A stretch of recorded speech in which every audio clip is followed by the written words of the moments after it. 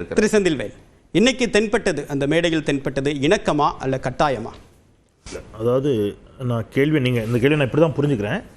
அதிமுகவிற்கும் பாஜகவிற்கும் இடையில் இணக்கமா கட்டாயமா என்பதாக நான் புரிஞ்சுக்கல. நீங்கள் கேட்ட கேள்வி மரியாதைக்குரிய எதிர்க்கட்சித் தலைவர் திரு எடப்பாடி பழனிசாமி அவர்களுக்கும் திரு அண்ணாமலை அவர்களுக்கும், அந்த இரண்டு தலைவர்களுக்கும் இடையிலான காட்டப்பட்ட அந்த அன்பு அப்படிங்கிறது இணக்கமா கட்டாயமா அப்படிங்கிறதாகத்தான் நான் ரெண்டு பேருக்கு இருக்கக்கூடிய ஈக்குவேஷன் தான் நீ கட்சியோட ஈக்குவேஷன் அப்படின்றதா நீங்க பொதுவான கருத்தா இருக்கு. இல்ல, ஏன் நான் அதை பிரிச்சு கேட்டேன் அப்படின்னா, இந்த பக்கம் திரு எடப்பாடி பழனிசாமி அவர்கள் தான் அஇஅதிமுக பொதுச் செயலாளர். பட் இன்னைக்கு நம்ம பேசுற இந்த நிமிடம் திரு அண்ணாமலை அவர்கள் பாஜகவுடைய தலைவர் அல்ல. ஒருவேளை அங்கே நயனார் நாகேந்திரன் இருந்திருந்தாங்கன்னா நீங்கள் கட்சியாக ஒப்பிட்டு பேசுகிறது சரியாக இருக்குமோ அப்படிங்கிறது என்னுடைய கருத்து. அப்போ தனிப்பட்ட இரண்டு பேர் கிடையாது. அதுக்கு இன்னொரு ரீசன் என்னன்னா, இவர்கள் இருவரும் முரண்பட்டிருந்தார்கள். முரண்பட்ட பிறகு இந்த சந்திப்பில் அவர்கள் காட்டக்கூடிய நெருக்கம் தான் அப்படிங்கிறதாகத்தான் நான் புரிஞ்சுக்கிறேன். அதற்கு சமீபத்தில் திரு அண்ணாமலை அவர்கள் எடப்பாடி பழனிசாமி அவர்கள் முதலமைச்சராக வேண்டும் 2026 அதை உறுதியாக இருக்கணும் என்று பேசிய பேச்சுக்கள் எல்லாம் கூட இந்த தலைப்பிற்காக வழிவகுத்திருக்கும் நான் நினைக்கிறேன். இப்போ இந்த கேள்வி, இந்த சந்தேகம் ஏன் வந்துச்சு அப்படின்னா, கூட்டணி அமைவதற்கு முன்பு எல்லா கட்சிகளும் விமர்சித்திருக்கிறார்கள். திமுக இருக்கக்கூடிய கட்சிகளும் திமுக தலைமை விமர்சித்திருக்கிறார்கள். இந்த பக்கம் அதிமுக இருக்கிறவங்க பாஜக விமர்சித்திருக்கிறாங்க, பாஜக அதிமுக விமர்சித்திருக்கிறது. அதுக்குள்ளே நான் போக விரும்பல. ஆனால் கூட்டணி அமைந்த பிறகு, அதிமுக பாஜக கூட்டணி அமைந்த பிறகு 16ஆம் தேதி அவர் ஒன்று சொல்கிறார். யார்? திரு எடப்பாடி பழனிசாமி அவர்கள் ஒன்று சொல்கிறார். செய்தியாளர்களை சந்திக்கிறார். கூட்டணி ஆட்சி என்று பாஜக தலைவர்கள் உறுதியாக சொல்லுகிறார்களே, நீங்கள் அதை ஏற்றுக்கிறீங்களா என்று கேட்டபோது எடப்பாடி பழனிசாமி சொல்கிறாரு, எங்கள் கூட்டணி ஆட்சி அமைக்கும் என்று தான் சொன்னார்களே தவிர அமித்ஷா கூட்டணி ஆட்சி என்று சொல்லவில்லை. நீங்கள் தேவையில்லாமல் அதை மாற்றுறீங்கன்னு பத்திரிகையாளர் சொல்கிறார். அதனால் நான் தான் கூட்டணிக்கு தலைமை, நான் சொல்கிறேன் கூட்டணி ஆட்சிலாம் கிடையாது, அதிமுக தனித்த ஆட்சி என்று 16/7/2025 கோவையில் ஒரு கிளாரிஃபிகேஷன் கொடுக்குறார். அடுத்த நாளுங்க 17ஆம் தேதி மரியாதைக்குரிய அண்ணாமலை அவர்கள் செய்தியாளர்களை சந்திக்கிறார். அப்போ அவர்கிட்ட கேட்குறாங்க, இப்படி எடப்பாடி பழனிசாமி அவர்கள் சொல்கிறாரே கூட்டணி ஆட்சி இல்லை என்று சொல்கிறாரே என்று கேட்டபோது அவர் சொல்கிறது, நான் என்ன கேட்டால் அவர் முதல்ல ஒரு வார்த்தை சொல்கிறார், விடுங்கண்ணா வேணாம், நான் ஏதாவது சொல்லுவேன், அப்புறம் அது தேவையில்லாத இதை ஏற்படுத்தும், அதனால் நான் எதுவும் பேச விரும்பலைங்கிறார். இந்த கேள்விக்கு அவர் சொல்கிற பதில், நான் ஏதாவது தேவையில்லாமல் சொல்லுவேன், அப்புறம் அது தேவையில்லாத சர்ச்சைகளை ஏற்படுத்தும் அப்படிங்கிறார். அப்படின்னா அவருக்கு அந்த கருத்தில் உடன்பாடு இல்லை. அப்புறம் திருப்பி அவரே சொல்கிறாரு, என்னை பொறுத்தவரை இந்த கூட்டணி, அவர் சொன்ன வார்த்தை, இந்த கீட்டணிலாம் கிடையாதுங்க, பாஜக ஆட்சி தான் 2026 தமிழ்நாட்டில், அதுதான் அண்ணாமலையின் நிலைப்பாடு அப்படின்னு சொல்லிட்டு, ஆனால் வேற வழி இல்லை, அந்த வார்த்தை, ஆனால் வேற வழி இல்லை, எங்கள் தலைமை இவ்வாறு ஒரு முடிவு செய்திருக்கிறது, எனவே வேற வழி இல்லை, நான் தலைமைக்கு கட்டுப்படுகிறேன் என்று சொல்லுகின்ற பொழுது இது கட்டாயமா இணக்கமா அப்படிங்கிறத மக்கள் தான் முடிவு செய்யணும். நான் அண்ணாமலை பேசியதையும் எடப்பாடி பழனிசாமி பேசியதையும் மக்கள் மன்றத்தில் வச்சுட்டேன், இனி மக்கள் முடிவு செஞ்சுக்கிட்டோம் கட்டாயமா இணக்கமானு. பட் கட்டாயமோ இணக்கமோ தேர்தல் என்று வருகின்ற பொழுது ஒரு குறிப்பிட்ட கட்சியை எதிர்க்கணும் அல்லது அந்த கட்சியினுடைய ஆட்சியை அகற்ற வேண்டும் என்று நினைக்கக்கூடியவர்கள் ஒருமித்த, அதே மாதிரி அந்த கட்சிக்கு எதிரான எல்லாரும் ஒன்று சேர்றது அப்படிங்கிறது இங்கே ஆண்டாண்டு காலமாக நடக்கிற ஒன்று தான். அந்த வகையில் அதிமுகவுக்கு பாஜகவிற்கு நான் முன்னாடியே சொன்னேன், ஒரு நேச்சுரல் அலையன்ஸ் அப்படிங்கிறது எப்படி இருக்க வாய்ப்பு இருக்குன்னா, அதிமுக பாஜக பாமக தேமுதிக திரு ஜான் பாண்டியன் டாக்டர் கிருஷ்ணசாமி உள்ளிட்டவர்களே உள்ளடக்கிய ஒரு அணி ஒரு நேச்சுரல் அலையன்ஸாக இருக்க வாய்ப்பு இருக்குது. திமுக அணிக்கு அது ஒரு டஃப் ஃபைட்டை கொடுக்க வாய்ப்பு இருக்குங்கிறத நான் ரொம்ப நாளாக சொல்லிட்டு வரேன். பட் அவ்வாறான ஒரு அணியை எடப்பாடி பழனிசாமி கட்டியிருக்கிறாரானா இந்த நிமிடம் வரைக்கும் இல்லை.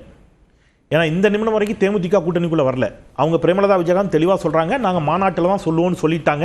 இன்றைக்கு வந்த நிகழ்வு என்பது சகோதரர் குறிப்பிட்டதை போல, எப்படி மரியாதைக்குரிய எல் கணேசன் அவர்களுடைய இறுதிச் சடங்கில் கட்சி பேதம் கடந்து எல்லோரும் ஒன்றாக நின்றார்களோ, அதே மாதிரி மரியாதைக்குரிய ஐயா ஜி.கே. மூப்பனார் அவர்களுக்கான ஒரு நிகழ்வு. அதில் யாரும் கலந்துக்கிறா?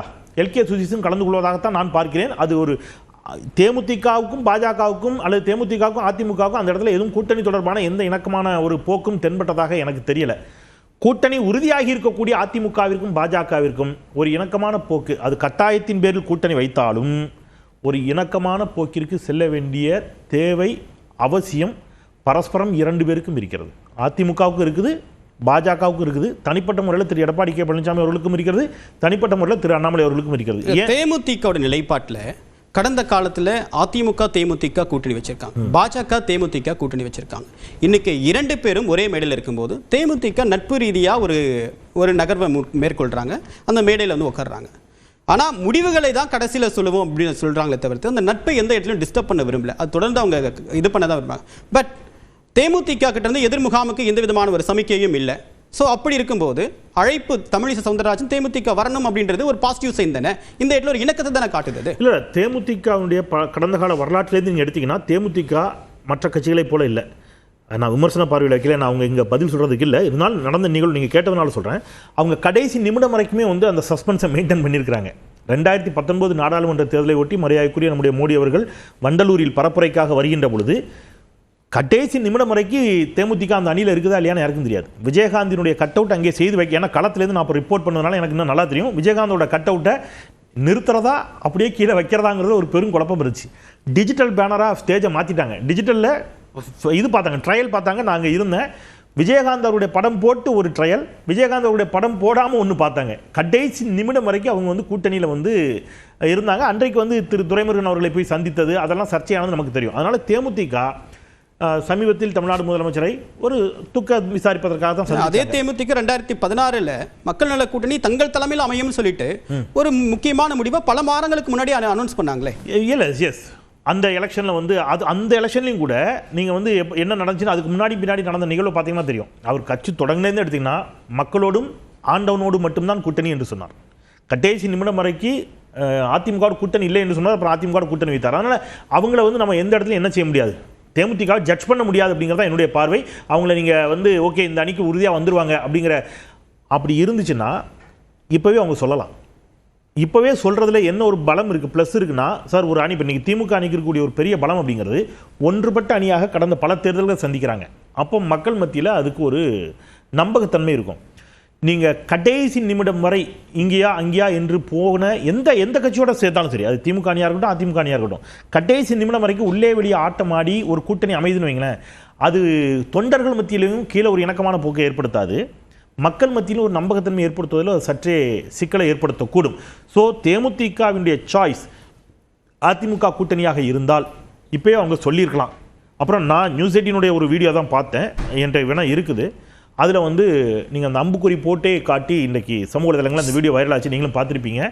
எடப்பாடி கே பழனிசாமி அவர்கள் எல்லோரையும் வணக்கம் சொல்லிவிட்டு மரியாதை வருகின்ற பொழுது திரு எல்கே சுதீஷ் அவர்கள் இருக்கிறார்.